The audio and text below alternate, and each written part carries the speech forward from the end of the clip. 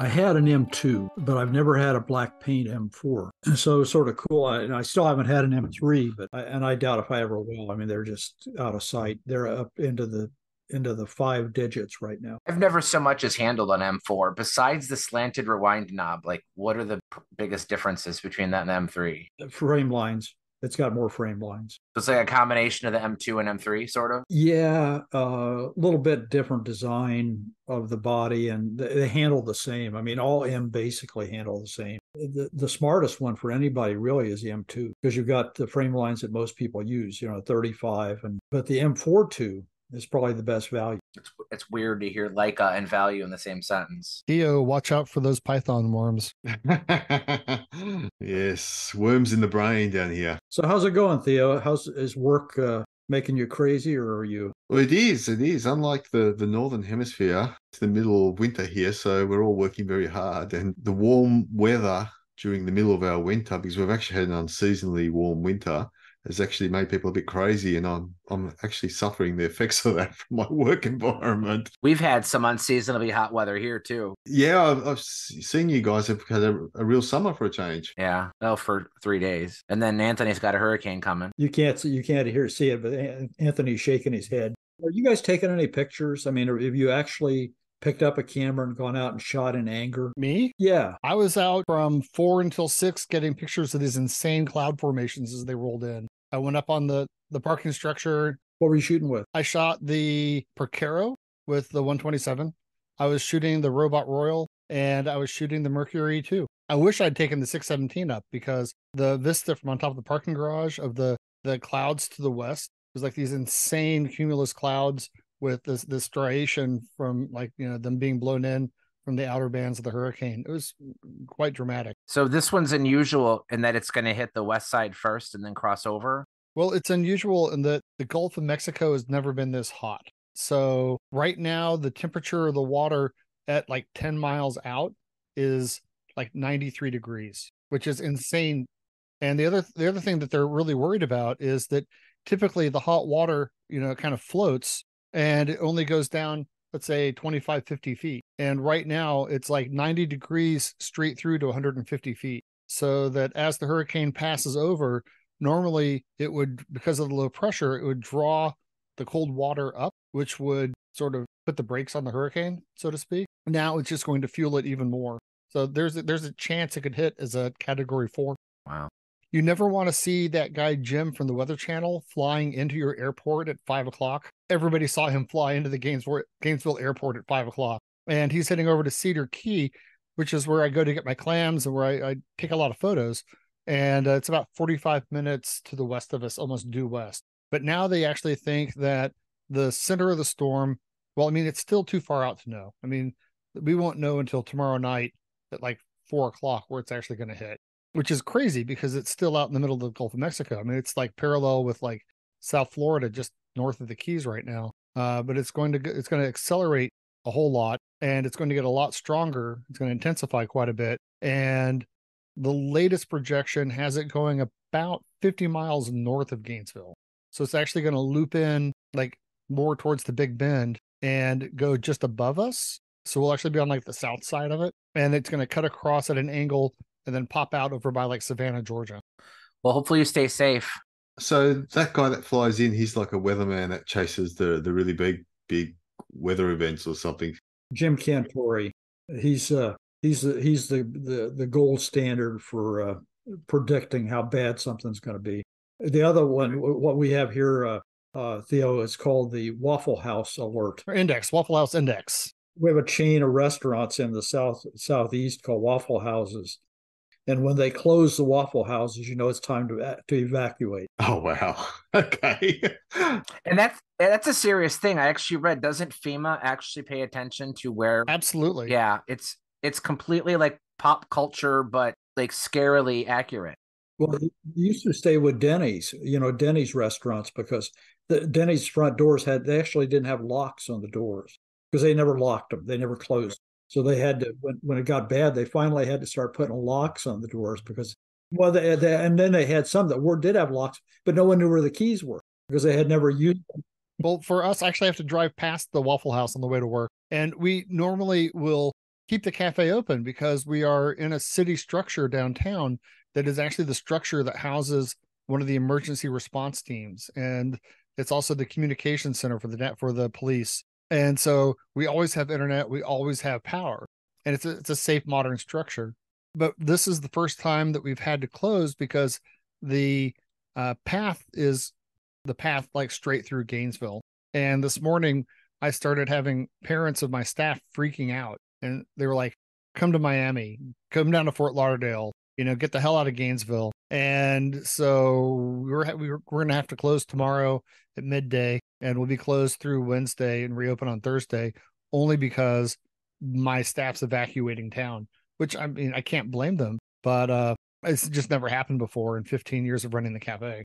Well, I understand, because when they're at work, they're safe, but when they're home, they're possibly not. And then getting to and from work is an issue. We have that here with the blizzards. I mean, when we have 16 to 20 inches of snow, it's hard to get to and from work. Once you get to work, you're fine. Right. And we're normally the place that everybody evacuates to because we're in the dead center of the state. We're pretty far north. We never really get direct hits. So for us, like, staying open was like giving people a place where they could go to get Wi-Fi, giving people a place where they could go to charge their phones and maybe get something to eat. But when when it's your own people evacuating, you just kind of have to roll with it.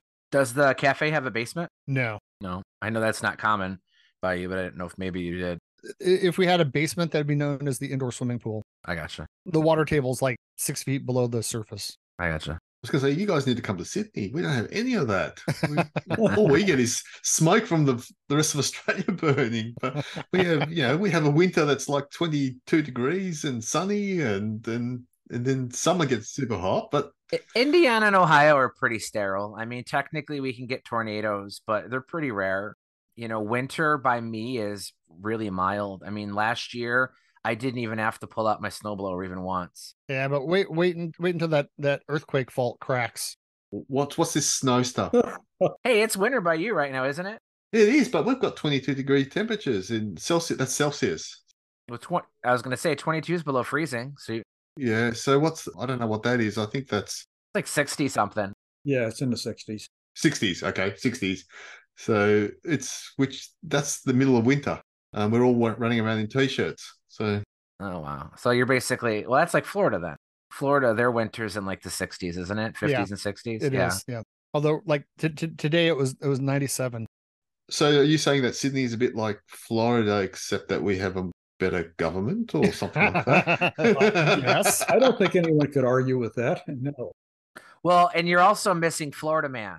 Florida Man is this strange superhero that always does really crazy things or dies in spectacularly bad ways. And you don't have enough guns. Yeah.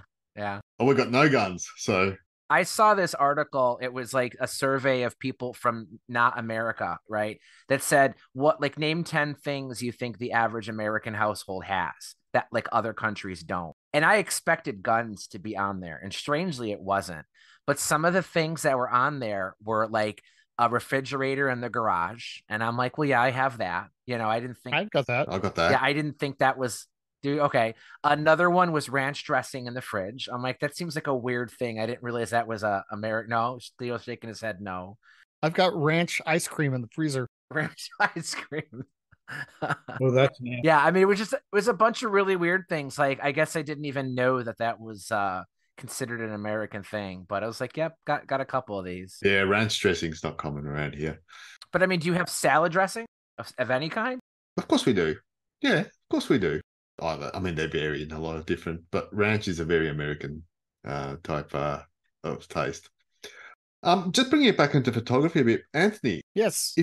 With the storm coming, what are you going to try and take any pictures? Please do not go out there and put yourself in danger for the sake of taking pictures. But I always keep a Nikon loaded during one of these storms. That's what I was thinking. The Nikonos would be the perfect camera for this kind of thing. Yeah, I'll probably take the 4 out because it's like a good amphibious camera. Put that 35 millimeter lens on it, and heck yes, I'm going to go out and take pictures. I mean, yes, of course. Are you going to at least cable yourself to something? Do you have a kayak? Yes, I do. Yep. Okay, well, so that's it. Just stick it on the back of the truck, and there you go. You got your kayak or your canoe and your Nikonos, and you're good to go. You know, it's actually you joke, but I live out in the middle of nowhere. I live on a wilderness preserve that's like 75,000 acres. And there's only one road that loops out of my house. And so you can go either left or right, same road. And in the last hurricane, it flooded in both directions. And so we were stuck in the house for 3 days, and you had to use a kayak to get across and then rely on a neighbor to take you into town. So there's a chance that after today, I will be stuck at home until the flood subsides. Have you got enough film? Yes. Chemicals, water, cameras. So maybe a good question is, I guess we've started the show, by the way. Okay, all right. So I didn't know Paul was going to hold that up. A good question would be, maybe besides an Iconos, what would be a good camera to photograph a storm? You know, for other people who maybe want to go out in some extreme weather. Like what other recommendations are there for weather resistant cameras that we could recommend? Oh, what's that Konica one they use for construction sites? Yeah, the Kintabuku. That's the one. I actually have one of those, and I have a digital and a film version of it. I've got a film version of it.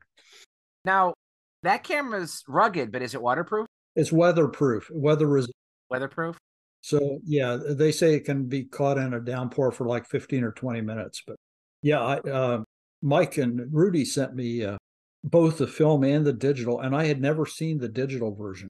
Though all the box, the packaging, everything's written in Japanese. So I'm really not sure they ever exported it to the US. No, for whatever reason, I did a review of the Fuji TW. No, not the TW. I don't remember. One of those. It was Fuji's version of that Konica camera.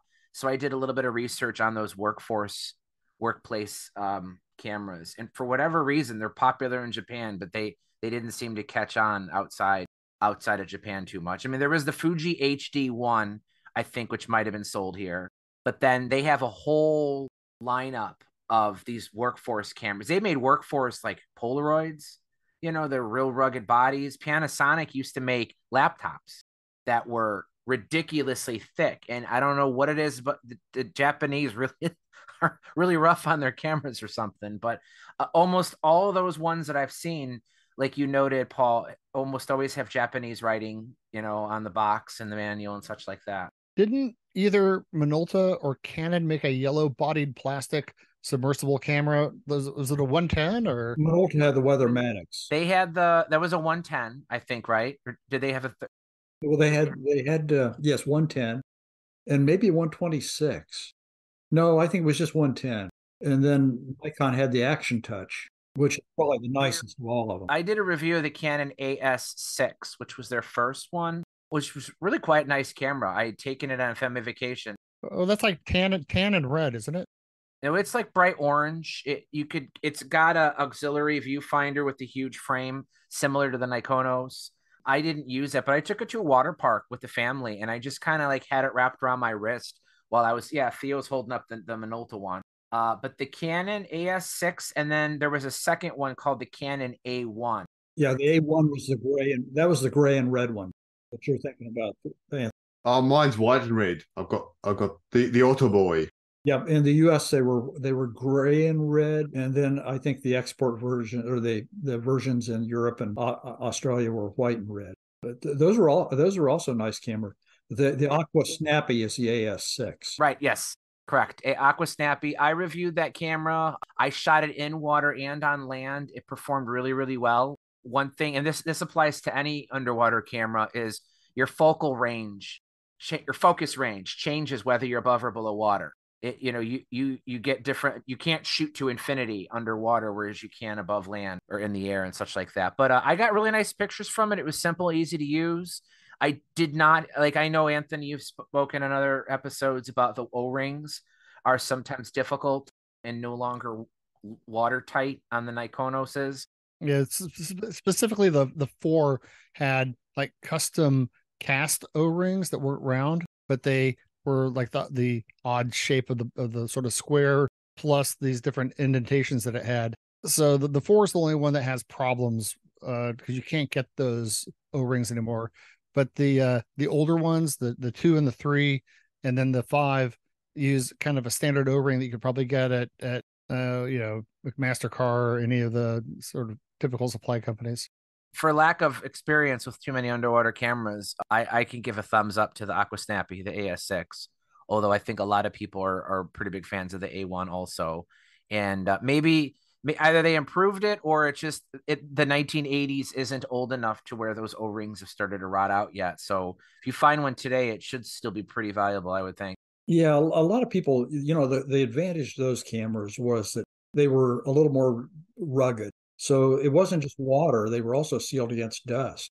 So if you were a dirt biker or traveled on a motorcycle, or you were at the desert or at the beach or something like that, even though you weren't going in the water with it, you weren't going to damage your camera by taking it out.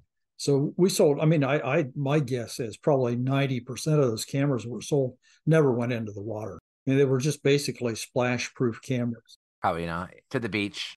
I take my A1 into the water, into the beach, and into the pool, and it is a hell of a lot of fun. The Canon, it's there's a bit of a debate on whether they are supposed to be waterproof or splash-proof, but I'm actually taking my underwater, and it works fine. Well, I think the A1 is actually it is a waterproof. I mean, that one.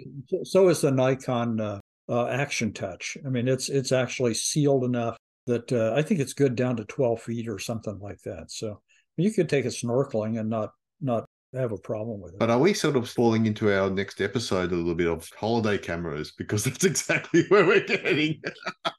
We'll just think of something else. So Mike, what have you been shooting with today? I have 2 cameras loaded right now. The Raleigh 35 rangefinder with this monster TT Artisan 50 millimeter f095. I guess it's okay. the Chinese version of the Canon Dream lens. And I'll tell you, this lens is terrible on this camera because if you guys can see it, like completely blocks the rangefinder. So it's effectively a scale focus camera with this monster on it. It'll look impressive in a review for it, but I love the camera. It's one of those Cosina, the Voigtländer Bessas that they released in the early 2000s. Johnny loves that camera. Yeah, he's a big fan of those. They're all really nice. This one uses the Leica M mount. I haven't done a ton of research on it, but my understanding is because Raleigh and Voigtländer were the same company at that time.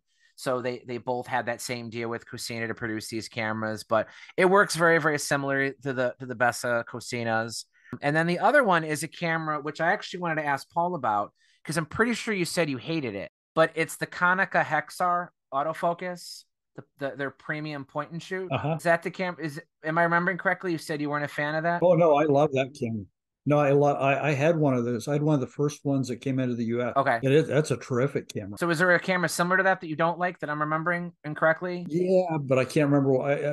I do remember what you're referring to. I can't remember what it was. Because I mean, the TI, the 35 Ti. The TI. That's the one I really hated. Okay. But I'll tell you, initial impressions of the Konica, really, really nice. It's truly a point and shoot. I mean, you don't have any real control over focus. You don't have any idea whether you're focusing on the object. It does have automatic parallax correction with the frame lines, which is nice.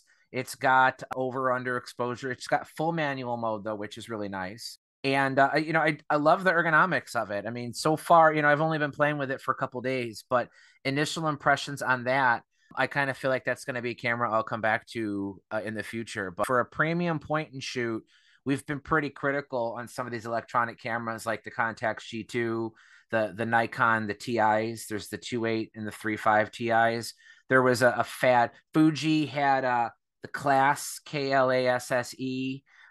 Prices on them are through the roof, but once they break, you're done. The X-Pan. The Konica has its own failure points as well, because I came really close to buying one about 2 years ago, but then I just kept on reading about I don't remember if it was the LCD, but there are a few components on that camera that when they go, they're just dead. Yeah, absolutely. Right. I mean, I completely agree. And I wouldn't recommend somebody spend the asking prices on these because like you pointed out, once they're dead, they're dead. And if you find someone who can maybe fix them, good luck. But as a working camera, quite nice. I definitely like it. And, it's kind of a shame that that's going to be of all the collectible cameras out there, from tintypes, the earliest 18th or 19th century cameras, all the way up to modern digital cameras. The premium point and shoots, that era is going to be the first segment of cameras that's going to be completely off the map, not usable. No, give it another 10, 20 years.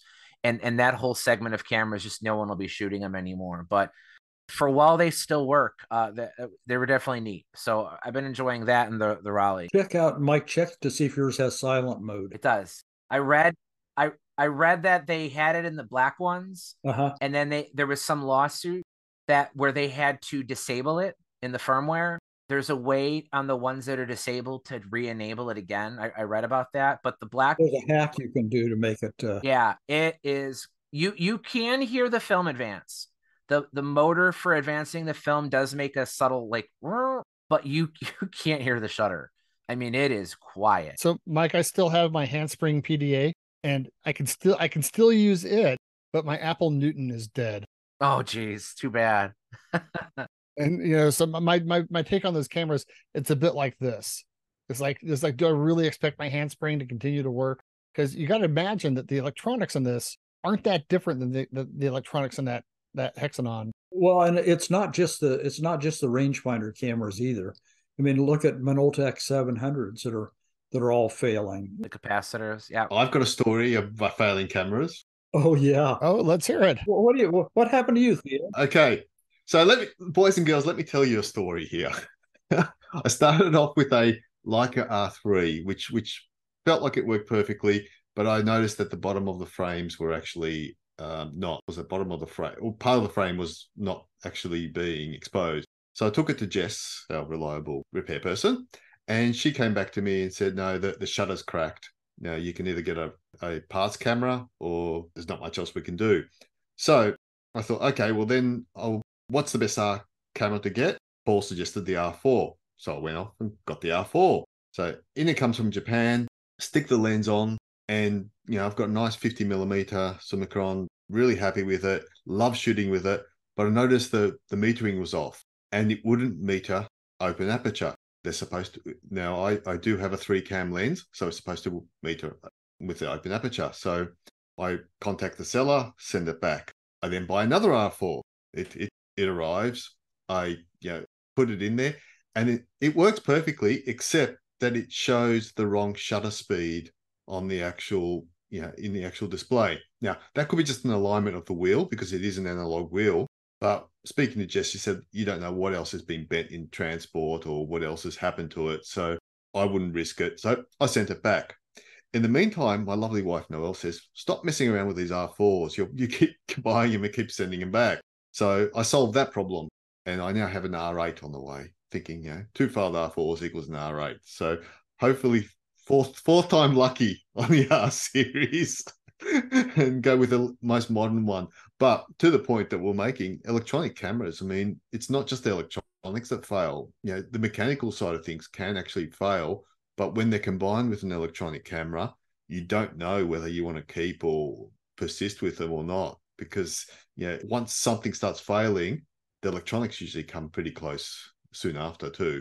So Theo, is that a Vitessa on your counter over your shoulder? It is.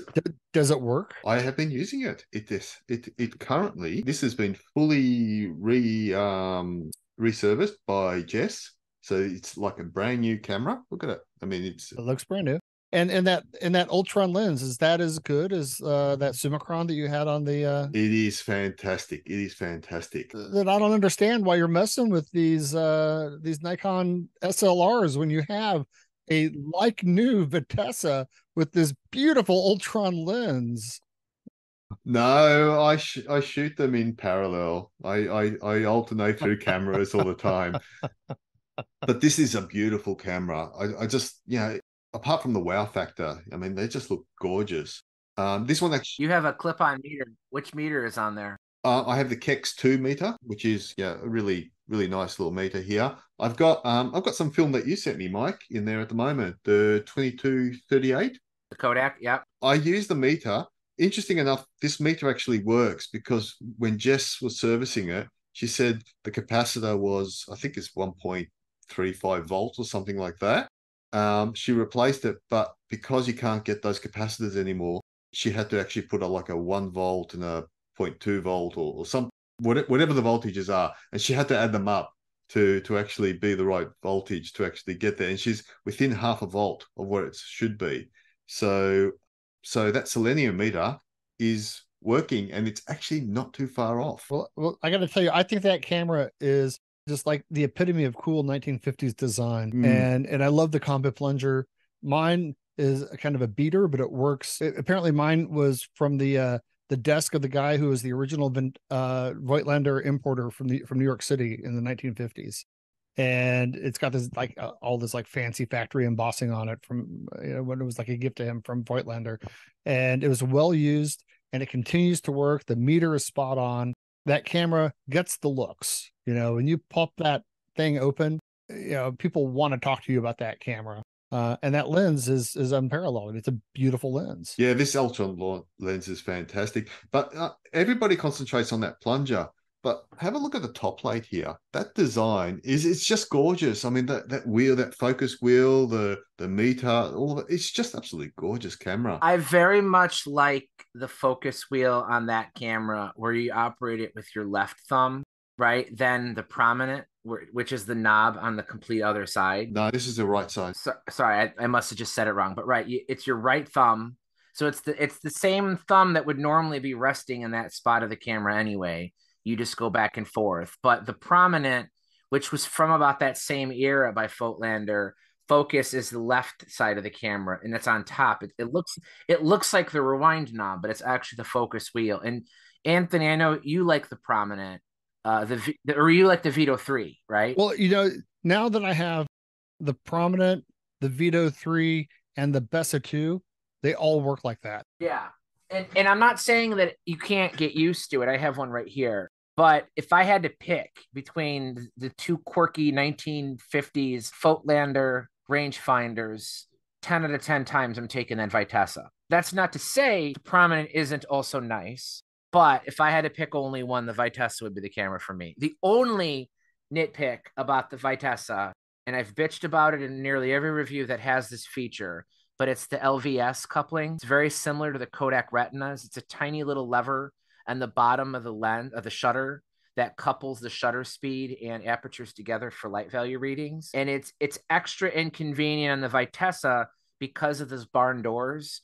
Where it's located, it's near one of the hinges. And I mean, you're literally just kind of like fishing your finger up in there to pull back on it if you want to choose a different f-stop or shutter speed without also changing the other. But beyond that, great camera. Interesting enough, I actually hate it in the Retina, but for some reason I live with it. I don't know why. And you're right, it's actually more inconvenient, but it's really weird how the mind works in that sense. But in terms of the prominent, I've got a prominent here, which is also serviced by Jess, and it's also got the ultra lens. And I do know what you mean, because I do automatically start reaching with my right fingers to focus, and that's obviously the forward wind. So, but again, gorgeous camera to use, a lot of fun. Well, what you need is a Bessa 2 and a Vito 3, and all of them had the controls in the exact same place. And you just realize I'm picking this up. It's going to be on the left-hand side. Theo, one last tip. That Kodak 2238 film I sent you, to expose it at 25. But that film is higher contrast than like Panatomic is, but it also has no grain. It is like the most creamy looking negatives. So I know most people, myself included, my instinct when you're shooting a slower film is to go outside, and definitely shoot it outside. But I'm glad to see that you put a meter on there. Take at least a few interior shots with like normal house lighting. I do my mirror selfies a lot of times in my reviews, and something about that film with the way that it renders contrast with absolutely no grain. Getting indoor light shots, which are harder to meter correctly, but you have the Kex on there. You'll be able to handle it, especially with that faster lens. You're going to get results out of those interior shots on that camera with the meter and that film that you basically can't reproduce with pretty much any other film. So I'm not saying shoot the whole roll that way, but definitely Okay. find a couple shots like that. Go to a bar, take a picture of your dog or something sitting on the couch or something. Okay. Not that I let the dog on the couch, but that's another matter. I didn't even know if you had a dog. I do have a dog. But I've been actually shooting some of the older cameras lately too. The Oco Flex has been getting a bit of a workout. The Superb, the Super Conta C. I'm actually loving some of the results I'm getting out of that at the moment. It's such a wonderful camera. It is. It is limited in terms of street photography, just purely because of the slow shutter speed. But yeah, if you're taking pictures of something that's not moving too fast, it is superb. I really love using that camera. But I've also been trying what Paul suggested to me a while ago was I've got a 35 PC Nikon lens. I've been using it to do panoramics lately, and the results I'm getting out of that is absolutely stunning too. Albeit it's on digital on the D800, and I didn't realize, Paul, when you actually suggested that they were actually designed to do that, even in the manual even in the film days, to actually, when you print them, you actually print the panoramics by overlapping the frames. That lens, because of the design, it covered a far greater frame than 24-36. And it's there's a European camera called a Sights round shot that is actually 120 film. That lens will actually almost cover a 2.25 inch frame. So, I mean, that's one of the lenses they recommend for the Sights round shot. Okay. So real quick, we spent only a few seconds talking about that lens on the panoramic show. And Theo, you've shared some wonderful samples on the group. And I'll admit, I briefly looked for, one of my own, because Paul had let me borrow one too. And I unfortunately shot it once. But can you explain the process of like how you're getting panoramics digitally with that? Sure. I'm sticking it on my D800. So you've got a 36 megapixel camera. Now what I do is I put it onto the camera and I frame up all the way to the left. So I put the shift to be horizontal rather than vertical, and I move it all the way to the left. Put it in around the f11 aperture, because with this lens you actually set your aperture. It's not connected to the camera. But what it does allow you to do is you can set where the aperture is going to be, the minimum aperture that you can actually use. So that way you can open it up and you can easily flick it back for your metering, and it will stop in that position for you. And I put it all the way to the left. I'll take the first shot. I'll then wind the little knob and it brings it back into the center. Take a second shot, and then I'll flip the lens over to the other side and then wind the little knob out all the way so that the actual shift goes to the right. So you end up with 3 shots without moving your tripod, without moving your camera, which are overlapping each other to some extent.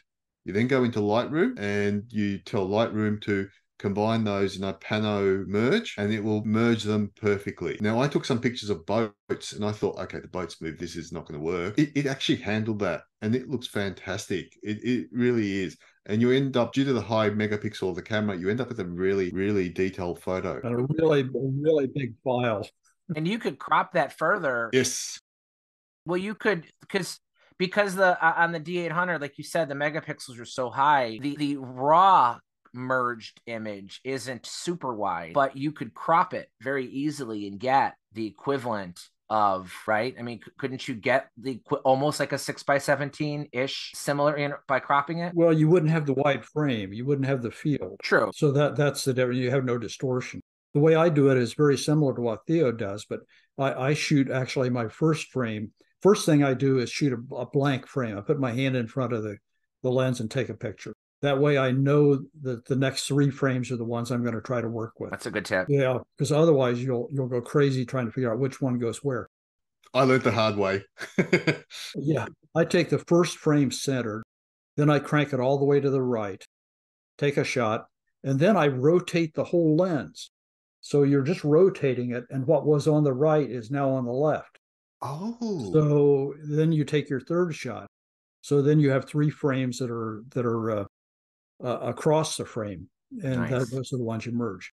So you don't really have to be cranking it. You only really have to crank it once, and that's to get it from the center to the right, because then you just rotate the entire barrel, and that puts it on the other side. That's a great idea. That really is a great idea. And then you take another blank frame. So, those are the three that you're working with. Mike, I have a gift for you. Okay. I'm sending you your own 35-8 PC lens. Really? Oh. Yeah, because you sent me one on a dead FE. Did I? Yes. Oh. Oh man. The lens is perfect, but the camera was dead, and I already have one in the eBay store. So I definitely don't need two of them. So I'm sending you back one of those lenses. Oh, too funny. Well, my birthday's coming up soon, so you could just say it's my birthday gift. There you go. I'll put a ribbon on it. So, hey, Paul, speaking of the eBay store, yeah. Anything new in the eBay store? No, not much. Well, so real quick, before you get into that, the very last episode, we've been on a break for a month. The open to the show is, hey, Paul, your store's not working. And you said you were going on vacation. So you're back from vacation. I have a couple questions about that soon, but I've had you as a favorite seller on eBay for even before the show existed. And I always, for some reason, eBay sends out the notifications of things added to your favorite stores at like 3 a.m.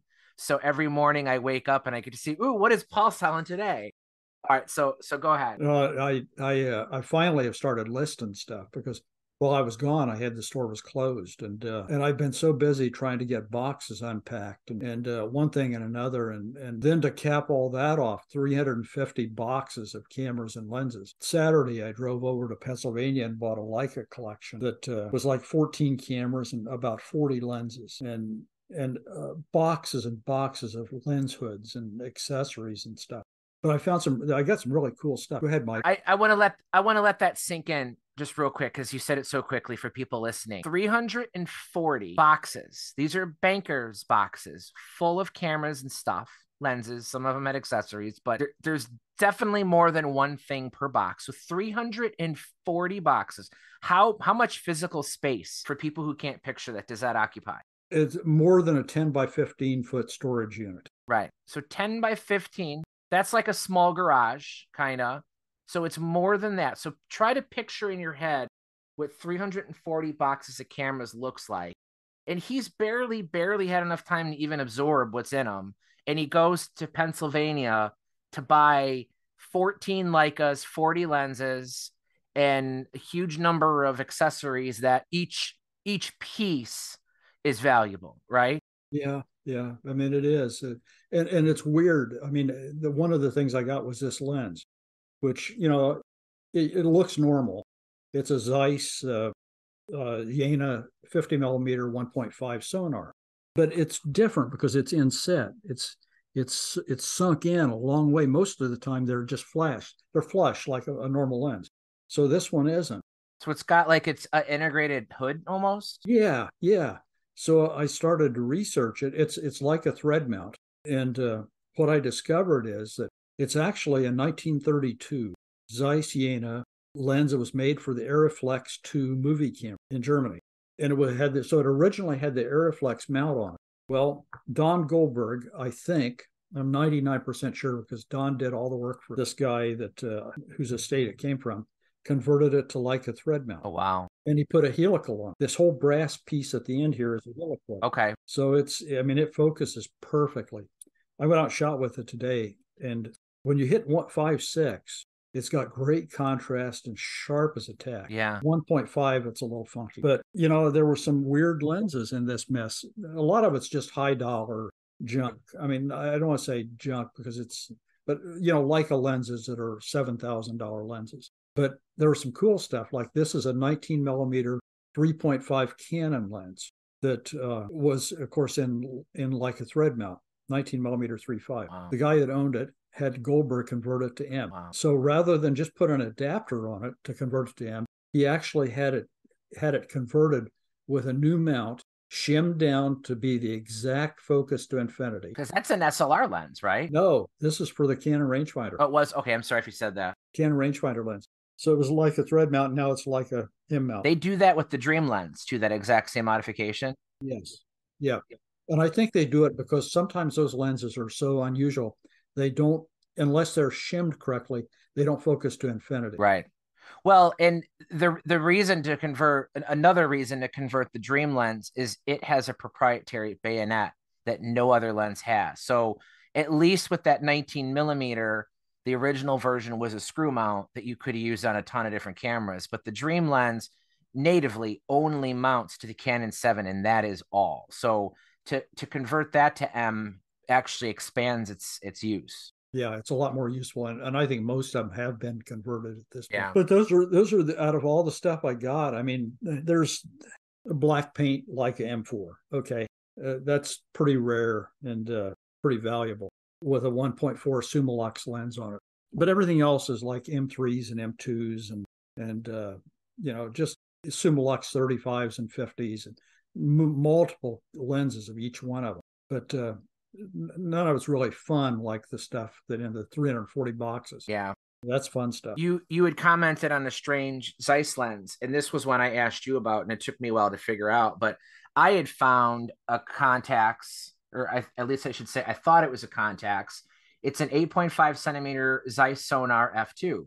And I mean, from the front of it, it looks like a Contax lens. And I saw a quick glance at it, and I'm like, oh, okay, rangefinder lens. But then when I looked at it, for one, it sticks out way further than any Contax lens would, but it's also missing the clamp, because a Contax rangefinder 8.5 would grip the outer bayonet of the Contax mount. And I looked at it, I'm like, all right, this is not for the Contax. I did not recognize it. I remember showing it to you, and you're like, I have no idea. It came off an Ornemon, didn't it? No. At first, I thought it was a disassembled lens because it kind of looks like something's missing from the back. But it turns out it's for the Contaflex. So it's the telephoto lens for the Contaflex. And I had never seen right. Yeah. this lens before. I mean, I was aware this had different focal lengths, but to actually see one in person and realize, oh, that's what that's for. It's very, very ungainly, impractical to use.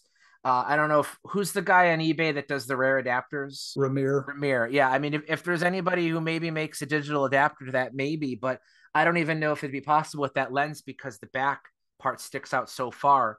It would almost certainly slightly uncommon. Yeah, it would maybe you could adapt it to like medium format or something, but I don't know that you'd be able to adapt that to any modern digital mirrorless or anything like that because of its shape. To get a sense of what 340 boxes of cameras looks like, and you'd mentioned the Leica collection, at least you knew it was Leica stuff, right? There's like at least a theme. But when you go through these other boxes, you're just as likely to find a cheap Digicam or a Kodak Vest Pocket, and then some really bizarro, Contaflex lens in the exact same box. Well, and the two guys that packed the boxes up didn't do me any favors either, because one of the things I found, and a lot of this is detective work, because what I found was yesterday I found an original Rolleiflex, an old one of the early Rolleiflex. The 117 cameras. Yeah, serial number 189. Okay, so it was it was 3 more digits in 189. So, but it had a Wetzlar auction tag on it with a lot number. So I went back to the Wetzlar auction website, back to the old catalogs, and found out that the camera had actually been bought in 2018. And there were 2 of them. They were a matched pair with consecutive serial numbers. So somewhere in one of those boxes, I have number 188 or 190 to go with my 189. I just got to find it. You should also have a matched pair of Contarexes too. I do. Did you find those? You found those? I did. Yeah, I didn't know the serial number on those. Are they consecutive? Yeah, they are consecutive. Are they really? Yeah. Wow. Okay. That's why we were sure to include them together, because that's the rare example of if you separate them, they're not worth as much. Normally people like to take bodies and take the lenses off, separate them. You can usually get more money for. But when you have a matched pair, collectors, the big time collectors, especially when it's a desirable camera like a Rolleiflex or a Contarex, to get 2 with sequential serial numbers, people get really excited about that kind of stuff. Well, the Contarexes both had 85 millimeter lenses. Yeah. And one of them was had the typical horrible element separation. Yeah. And the other one was perfect.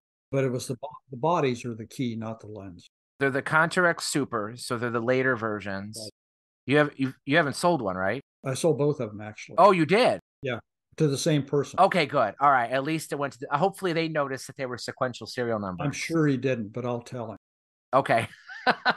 Because I mean, it would be a shame for them to make it all these years together, and then finally we're the idiots who separate them. But Paul made a joke about the two. You know, we talked about this a little bit last episode. I had flown out to Southern California, and Rudy and I had gone through this huge collection. And, you know, Paul had 340 boxes. We had 650. And that's just the cardboard banker's boxes. There was another at least 100 plastic totes of stuff. And then there'd be Pelican briefs. And then there were just random things that just didn't fit in boxes. There was that medical camera we sent you, Paul, that was, it took like 50 feet of bubble wrap just to wrap it in a way where it wouldn't bounce around in a box. And, you know, this is like first world problems. You know, talk to me 6 months ago and say, hey, would you like to go through 650 boxes of cameras? And who wouldn't say, hell yeah. But it's mentally abusive. I don't know another way to describe it. No, it is. I understand. I mean, tomorrow I got to go. Yeah. I'm still trying to sort stuff out because I've got a camera show coming up on the 9th. And I want to get some student cameras out. And some of those twin lens reflexes are just great for students. Yeah, I found a bunch of no value, just basic like Panasonic Lumixes, Nikon Cool Shots, 8, 10, 12 megapixel, run on AA batteries, you know, digital cameras, but they work perfectly. And my wife had an event at her work. She works with children, and she's like, you know, it'd be kind of cool to bring some cameras for the kids to, like, not kids, like, you know, preteen, teenagers and such. So I found 8 or 9 of them. I got some SD cards, charged the batteries up, loaded them up, make sure they worked, and I gave them to her. And she was able to donate them to these kids to hope, you know, maybe inspire them to be interested in photography somehow, you know. And these were cameras that, you know, maybe we could have sold for 10, 20 bucks on eBay. Who knows? Maybe they are worth more than that. I don't know digicams these days, but these are cameras that really shouldn't have a ton of value. We were able to get them in the hands of, you know, kids who maybe otherwise had never, you know, their only impression of a camera is a smartphone, you know, to get them actually something real. That's a far greater value than you've ever gotten out of them. That's a wonderful thing. Yeah. And Theo's got some of these adapters, you know, where Anthony's gotten stuff. I think I've become the adapter king of Australia now because of the adapters you sent me. But I'm actually attaching things like the Pentacon 6 and the Mamiya press lenses onto you know, a Micro Four Thirds camera, which is just insane. But the results are just amazing, actually. I will ask one thing about that collection. Is that the one where, what's the count of Voigtländer brilliance that you've actually come across? How many Voigtländer brilliants do we have, or brillants do we have? There was at least 30. I think I have about 30. Yeah, I wound up with a couple too, but by far there was almost 80, or maybe we actually did hit 80 Kodak vest pockets. Rudy actually just went through them the other day, and he found 7 or 8 with rare Zeiss lenses. He found a bunch with French lenses, Berthiauts. I'm sure I didn't pronounce that right. Ingenue lenses. You know, you think of the vest pocket Kodak as being, you know, the rudimentary early folder, basic, you know, meniscus lenses like rectilinear. Some of them that would be like an upgraded lens, but there are some really interesting variations of that camera. There was one of them, Paul. Didn't it have a sheet film back? Was that, or a sliding back of some kind? Yes. The vest pocket. Yeah. Yes, there was a vest pocket with a sheet back. And it wasn't a Franken camera that someone had modified. Like it was made that way. So there are there's somewhere out there, there's a subset of camera collectors that collect vest pockets, and there's some interesting examples in there. But the brilliants, we found a bunch of those too. And somewhere there's one of the brilliants is going to have a Heliar. So you need to not just dismiss them out of hand, because they did do. That's true. For 1 year, they produced a version with the Heliar. Oh, they were gorgeous little camera. Yeah. I have one of the original all steel ones that I got pretty nice results from, but there's also focusing brilliance, which that's probably the type that has the Heliar. They don't all have it though. There was one that had a Bakelite body with a little hidden door on the side that held the filters. And they're nice. They're nice little cameras. One of the things I found was a Rolleiflex with a Polaroid back duct tape to it. Yeah. Do you remember that? Yeah. Thanks for sending that. Yeah. Well, I found a Pentax 6-7 with a modified Polaroid back too. So there were a lot of weird things. I found it's branded Contax. So it's a like 1970s Contax. So I guess that'd be Kurosawa era, or no, Yashiki era. It uses Polaroid or Fuji peel apart instant film. It has a reflex finder and the Contax CY mount. So you could attach to it like from the Contax 167, the Contax 139, the RTS, those lenses. You attach a 35 millimeter lens to a Contax, the CY mount. It has a reflex viewfinder, so the mirror flips up and down, but it uses like FP100C or the 3000 film, but it only exposes a 24 by 36 image, effectively wasting the rest of the film. I assume it's used for testing. Maybe one of you could come up with a reason why somebody would want that. Yeah, you basically use a sheet of instant film only to get a 24 by 36 millimeter instant image smack dab in the center, and the rest of it's black. Well, and I think the last time maybe we talked about the speed magnes that you guys sent me. Yeah. And then Rudy found a third. Mm-hmm. I have three of them, and I mean those at least made a little bit of sense because it was a full frame. Well, it had an enlarging lens in it. It made it did a 3x4. Right. This did not. But the ones that NPC made that Forscher modified, they just were a 24 by 36 image. So I mean, even for proofing, you couldn't really see anything. It's so small, and the resolution of instant film, especially at 24 by 36, isn't that high. So to sit there with a loop or something and try and figure out fine detail on an instant print is subpar compared to what you could get from an actual negative or a slide or something. But it's cool and it's strange. You had mentioned a little earlier, Paul, getting those two cameras that had the Flint's auction, the sticker on it. Yes. Yeah, they were Wetzlar auction. The Wetzlar. So they had Wetzlar auction. Yeah, they had consecutive. The Rollies with a consecutive serial number, and also the Lights Tokyo store stuff. Do you remember the focus slides? There were like 4 of them and some lens hoods. Yeah. Okay. Well, it turns out those were bought 2 years ago at the Wetzlar auction, and they were Leicas store Tokyo accessories. After World War II, Leica couldn't produce enough accessories to ship into Japan. So they licensed this company in Japan to make accessories for the cameras. They didn't license them to make cameras or lenses, just accessories. So they were able to make lens hoods, what they called a focus slide, which was a device for copying slides or negatives, and some tabletop tripod heads. And the most valuable thing they made was actually a Leica vid. A thumb wind for the Barnett cameras. And they're almost impossible to find and almost impossible to be able to buy because they're so expensive. But I did get some of the others, and actually I think I'm going to wind up selling it back to Joe Geyer in Austria. He's the one that sold it initially, so he'd like to have it back. Jumping topics though, you did the Americana Festival. That went over pretty good. Yeah, we had a good time.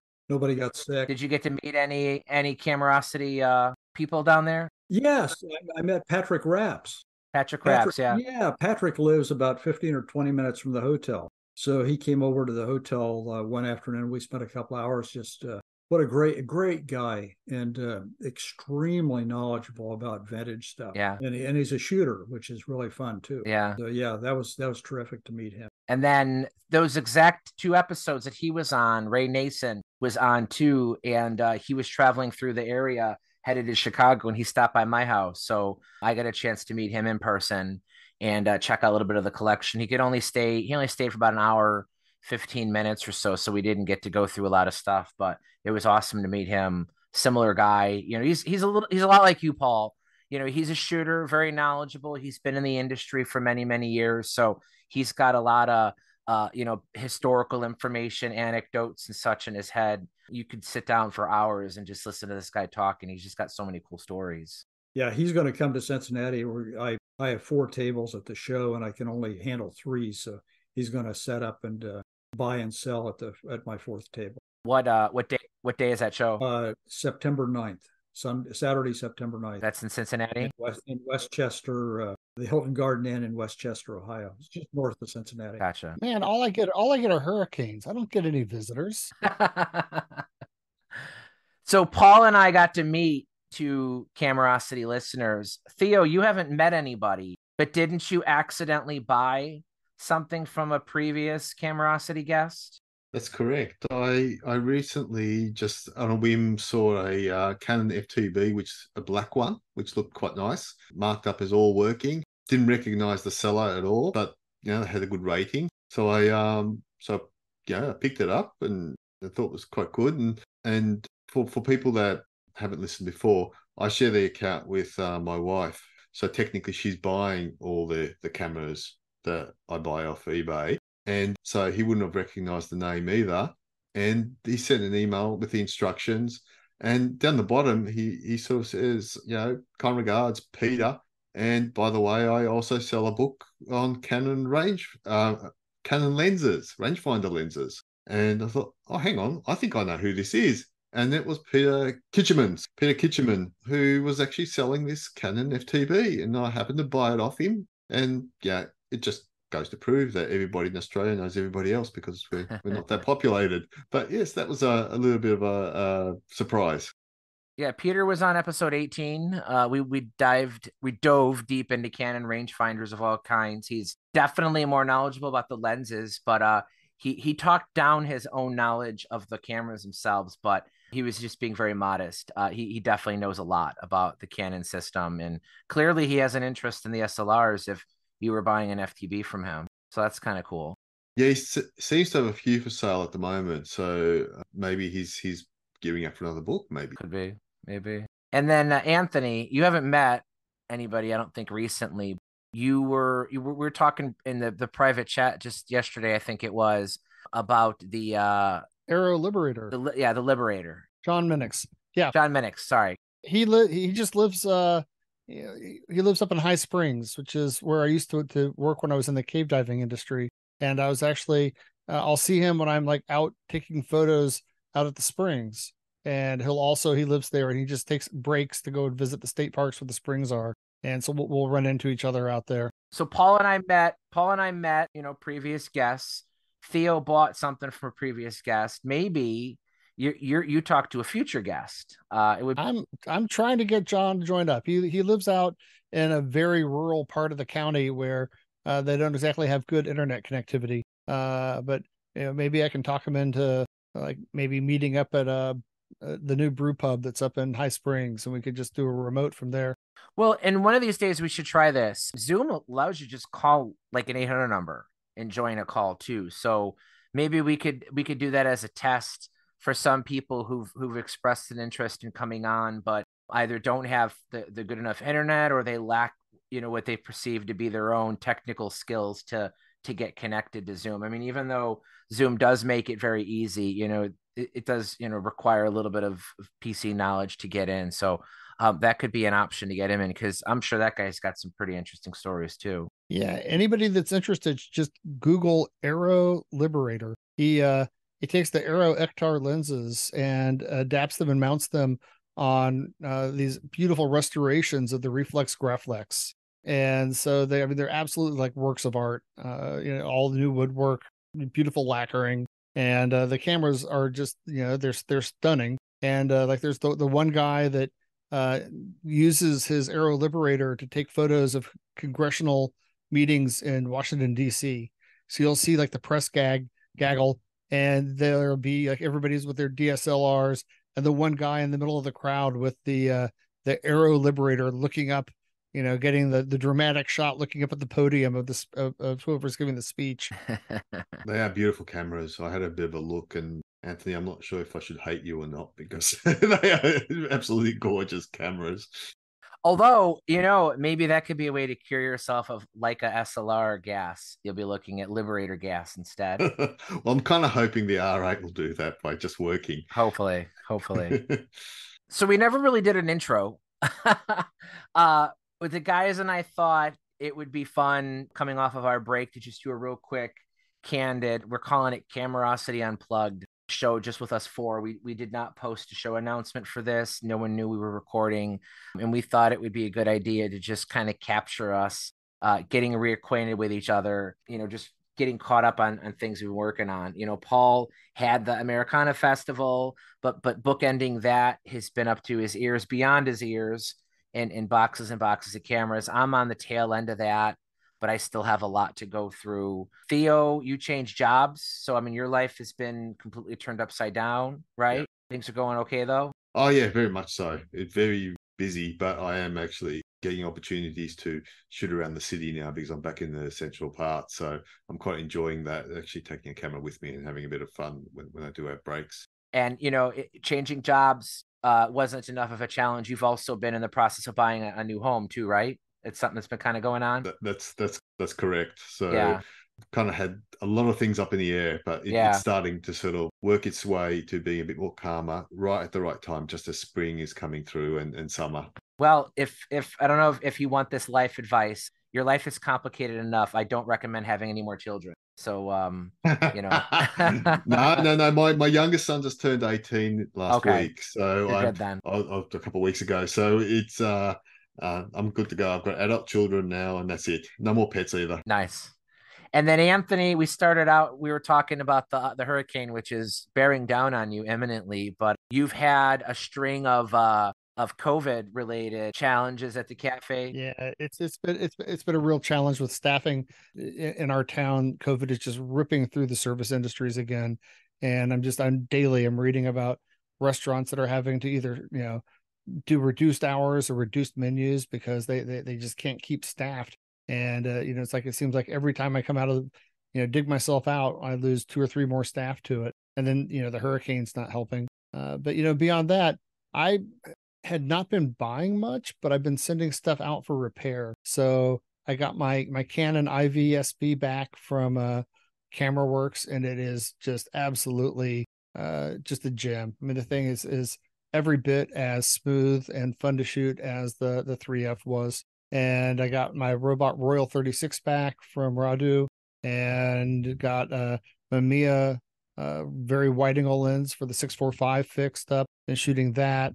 And then just before that, I'd had my Tower 22 overhauled by Eric, the Pentax expert. And so I feel like I'm reacquainting myself with some very special cameras. They're not the flashiest cameras, but each one of those has something really unique about it. And I think this last week I had 7 cameras loaded up with film at the same time. That Canon 4SB, that was the one I strong-armed you into buying, wasn't it? Correct. Yeah. That's probably my favorite of the Leica style Canon rangefinders. In terms of the later ones, the VT Deluxe is hard to beat. I love the P also, but that's a beautiful camera. Yeah, they're very, very nice. So I'm excited to hear that you're getting those back out. So sometimes getting an old camera serviced is better than getting just another new thing in the mail, because like those you can actually use. And there's just something about when you pick. I'm not. We've talked about this before. I don't care as much about cosmetics. Paul, that M4, that black M4 you mentioned earlier, that thing's shows a ton of patina, but it's the good patina, right? That tells you that camera was used to its designed purpose. And those cameras are a joy to use. But when you pick up one that's just smooth and everything works, everything clicks like it's supposed to, nothing sticky, that's my favorite part of this hobby. I'll use a camera that's stiff with a hazy viewfinder, a shutter that only fires at one speed, for a review, just to be able to say I shot one. But it's not as much fun than getting something that's been, professionally cleaned and working. Well, getting that Robot Royal back, yeah, he completely overhauled the viewfinder rangefinder, and it's easily as bright as either my Leica M3 was, or my Contax 3A. For sure. And that camera is, I mean, it's a clockwork. I mean, it's like holding a 3-pound Swiss watch. Yeah. It's a heavy devil. But now the clockwork is I'm getting like probably 15 shots per wind. It just purrs along, and it's unlike shooting any camera that I've ever touched. And I own quite a few different burning robots, but this the end of the line, trying to compete with Leica, creating an incredibly refined rangefinder.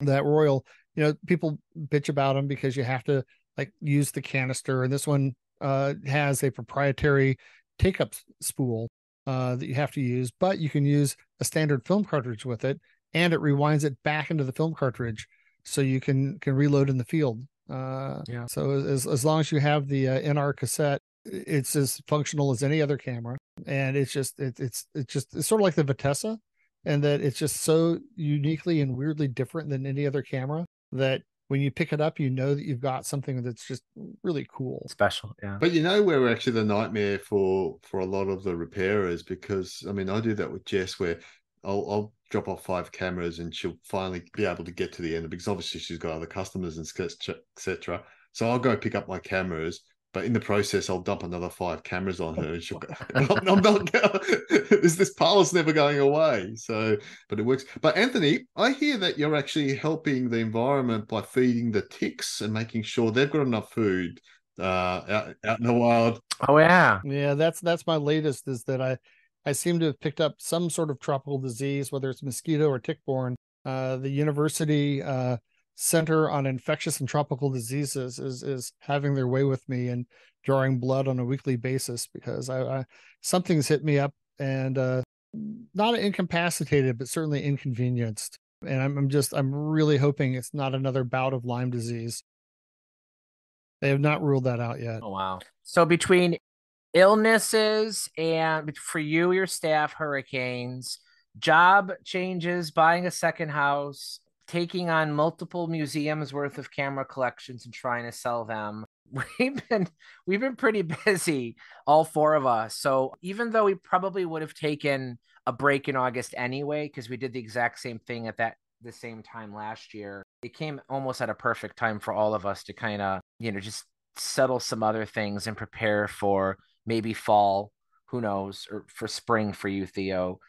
Maybe those can be a little bit more normal coming up here. And it's season 3. We're gonna wind down here real quick. This was meant to be a short episode. We're officially calling this season 3. I don't know that we're gonna do much. I had created a quick poll in the Camerosity Podcast Facebook group asking the listeners if there's anything they'd like to see us do differently, any whatever, any ideas. What do you like that we do, you want to keep doing? And unanimously it was just keep doing what you're doing. So we're gonna do more of the same, which is a good thing. I think some ideas, the guys and I kind of throw around, what do we want to do for the next coming shows? Sometimes we don't end up doing it. Sometimes we move things around. I think we settled on the next episode will be about travel and vacation cameras. Even though we talked a little earlier about waterproof cameras, it'll be interesting to hear what you guys all take when you go out on a trip. A combination of rugged and reliable, something that's not going to break on you. But is it smart to take a $10,000 Leica M11 on an airplane to a foreign country? Probably not. So I think that could elicit some interesting conversations. A lot of you, the listeners, have been begging us for a large format episode. Is that something we're going to do soon, guys? I think we could do that. I think we could. We can say we'll say 4x5 or above, yeah, or 3x4, something like that, and talk about different formats of cameras, different styles of cameras and lenses. I think we could do something like that. Yeah. So if anybody, the whole open source concept does require input from you guys too. Believe it or not, between us 4, we don't know everything. So if anybody has any ideas for a large format show, you want to participate, please look out for that show announcement when that comes. I definitely feel as though we have neglected the Soviet camera industry for quite a while, even though like cameras come up here and there. We've really never done anything dedicated to that. That's a really deep well. In terms of brands, we've covered a lot of the best brands. We've talked about Mamiya, Konica, Minolta, Gray Flex. I really want to do a Yashica episode. I had previously interviewed from my site Paul Salk from Yashica TLR. I'm still trying to convince him to want to do the show. I don't have his commitment yet, but I'm hoping to find at least somebody that has ties back to Yashica to come on a show and talk about that. I think we're overdue for another European time zone friendly episode. Those are difficult for us because it's hard enough as it is to find a time that works for us for anyway. To do that at a time where it's the middle of the night for Theo is even harder. But we have gotten some engagement from some people on those couple of shows that were great. And I love hearing from our European listeners too. And, our normal recording time is the middle of the night for them. So I feel like at least once a year doing another show like that to allow some other people to participate is a great idea as well. But Mike, we need an episode with a quiz again. Another quiz, annual yeah. quiz. No, we're not going to do any more quizzes. It was rigged. Yeah, Anthony always wins. They cut my mic. I could have been a contender. Maybe this year, mate. Maybe this year. And then we got Robert Shainbrook wants to come back. Yeah, we want to do a show about some film stocks, and it's like total fate because I think Paul, it was you who said we need to really do a film stock episode. And I swear to God, like 4 days later, Robert Shainbrook emails me out of the blue saying his book was out of print, making Kodak film, but it's back in print now. So he's starting to take orders because he ships everything himself. And he said, if you want me to come back on the show, I'd love to do it. So I feel like that could be kind of a really cool episode to explore more about other film stocks. It doesn't have to be Kodak. We could talk about, other emulsions out there.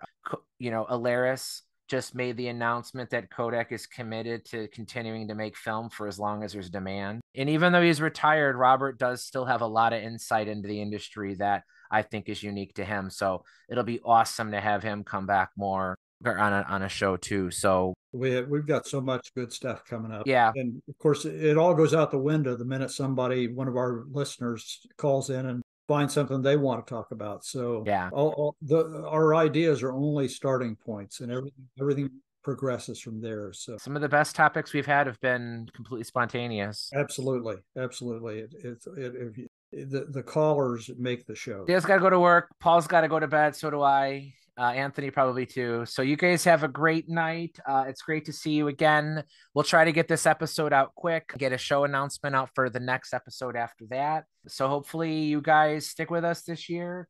And we're looking forward to season 3 of the Camerosity podcast. Good night, everybody. Good night, everybody. Bye, everyone.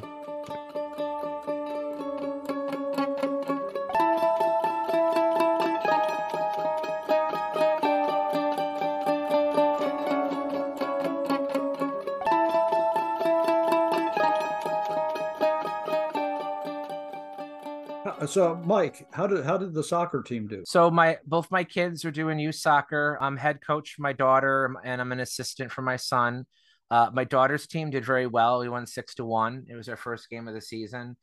My son's team ended up playing. Now, this is youth soccer. These aren't travel teams. So it's that niche of children's sports where some people take things way too seriously. And he ended up drawing the short straw, and his team played the team that takes things too seriously. So we got our butts kicked by them, but it's a lot of fun. I love seeing not only my own kids, but some of these other kids get so excited. I know that the Women's World Cup just ended, and a lot of people, Theo, Peggy Marsh, a lot of the other UK collectors that I talked to were really excited about it. And soccer, just for whatever reason, just never reached the mainstream in the United States, but weirdly enough, it's super popular for kids. So Mike, when I was in up until high school, I played soccer in Florida, and in Tampa Bay, we had a North American soccer league team called the Tampa Bay Rowdies, and the Rowdies are still around. And they had this sort of roughneck striker named Rodney Marsh, and he would have a summer soccer camp, and I attended a couple of times and got to take training with Pele. Oh, wow. Who was playing for the New York Cosmos. Wow. So I spent 2 summers spending my summer afternoons doing drills with Pele. Oh my God. So I have always been a fan. It's something that's never left me. Well, my other brush with fame is that when I went away to university at Indiana University, I played for the university rugby team, second row, and overlapped with a player called Mark Cuban.